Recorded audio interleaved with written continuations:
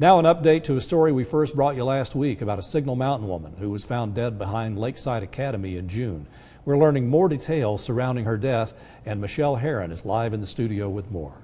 Yeah, hey David. Melody Clark told us last week she felt like investigators mishandled the investigation into her daughter's death early on. She has spent the last month and a half pushing for answers about what happened to Miranda Pace. And today we were able to give her details she says no one else would.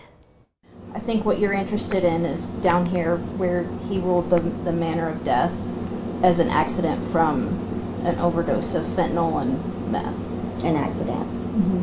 Channel 3 broke the news to Melody Clark that the medical examiner ruled her daughter's death an accidental overdose. Miranda Pace was found unconscious behind Lakeside Academy in June. Records show the 28-year-old had fentanyl and meth in her system. I am glad that it has came in. I don't like the way that it was worded, because when they stress multiple times that it's a fatal lethal dose, that says more than an accident to me as her mother.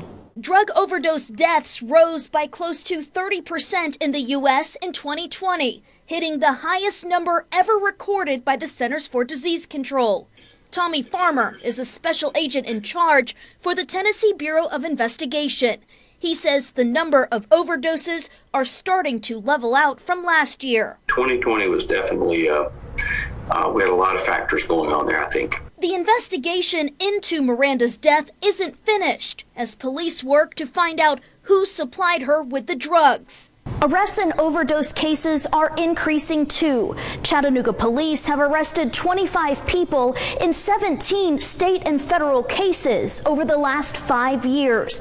But more arrests could be coming, with pending arrests in 21 cases, some dating back to 2019. Farmer says recent changes in laws are making it easier for investigators to bring murder charges in state and federal cases for those accused of supplying drugs in these types of cases. If you are dealing in these substances that are very, very powerful at microscopic amounts, and you provide it to someone else and a death results from that, you can be looking at substantial criminal penalty. Clark is hopeful she will someday get justice for her daughter. Most definitely, whoever did this to her needs to be charged with first-degree murder. And if you know what happened to Miranda Pace, you can call the Chattanooga Police Department at 698-2525. Reporting live in the studio, Michelle Herron, Channel 3 Eyewitness News.